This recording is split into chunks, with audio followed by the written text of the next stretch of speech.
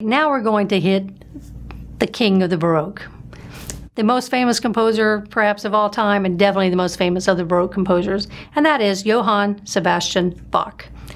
Important to put all those names in there because he had several sons who were also composers, and like CPE Bach and JC Bach, so you have to always say JS if you want to be very specific.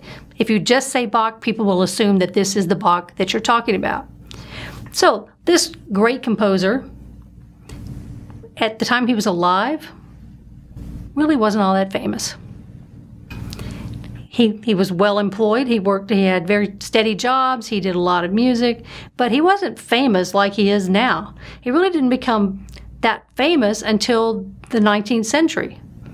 And the Romantic composer Felix Mendelssohn gets a lot of credit for that. He sort of went back and was studying these scores and like, wow, look, this is great stuff. We need to share this. So he sort of rejuvenated Bach's reputation in the 19th century, and of course now he's everybody knows that Bach exists. You may not know anything about him except the name.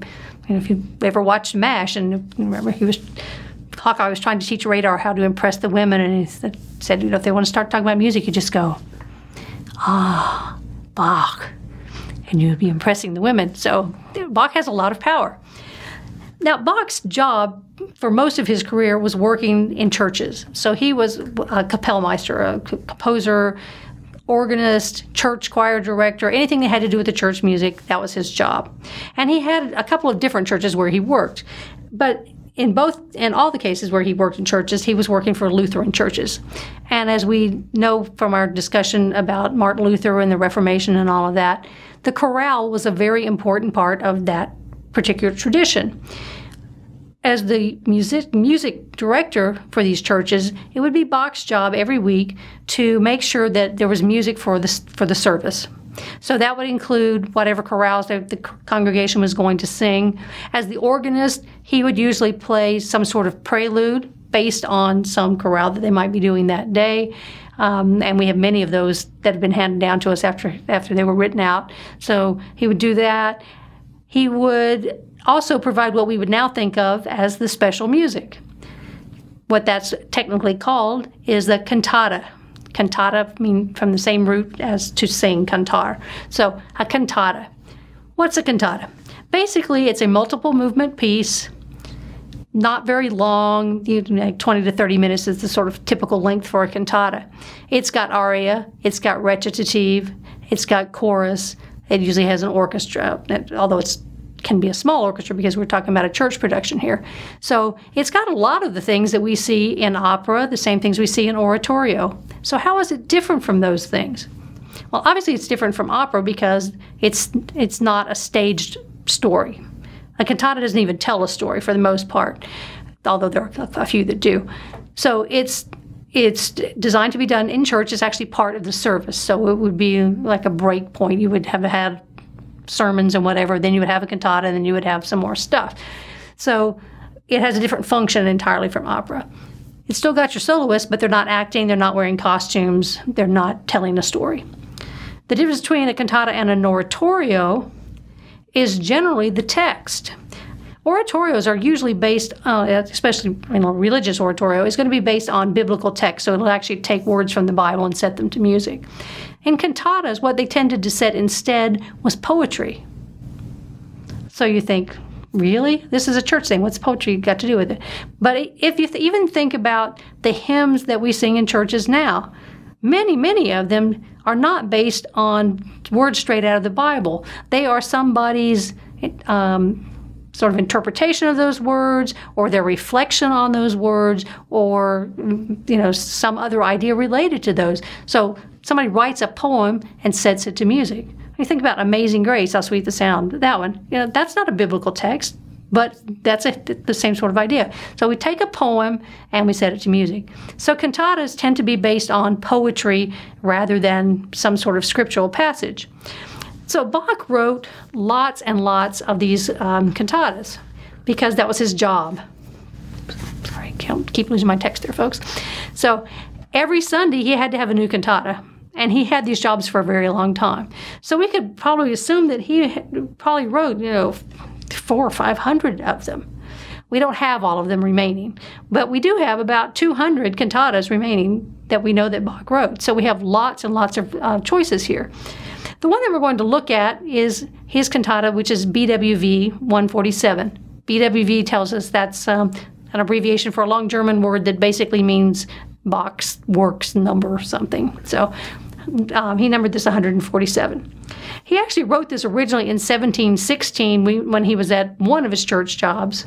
He changed jobs later, and he just took basically the same cantata and revised it. That church hadn't heard it yet anyway. So in 1723, the version that we now use was the revised version. So this cantata was written for a very specific service, and that was for the feast of the visitation of the Blessed Virgin Mary. That's the part of the biblical story where Gabriel comes to Mary and tells her that she's going to be the mother of Jesus. So this is a pivotal point in the Christian history. So the whole story here is about that. We know all the text from that because that's the whole my soul doth magnify the glory of the Lord and all of that sort of thing. But Bach doesn't use that text. Instead, he takes poetry by Salomo Franck for most of it, with a couple of poems by an author whose name we don't know, and puts those in. They tell the same story, but it's not in the same words that we use in the Bible. So the structure of the piece is that we have a choir, soprano, alto, tenor, bass.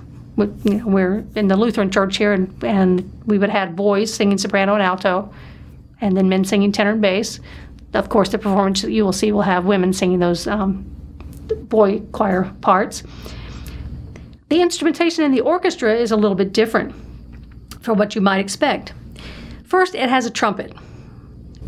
Trumpets are not unusual in Bach's cantatas, but their function is unusual sometimes. A lot of times, a trumpet is used, it's sort of a herald thing, announcing,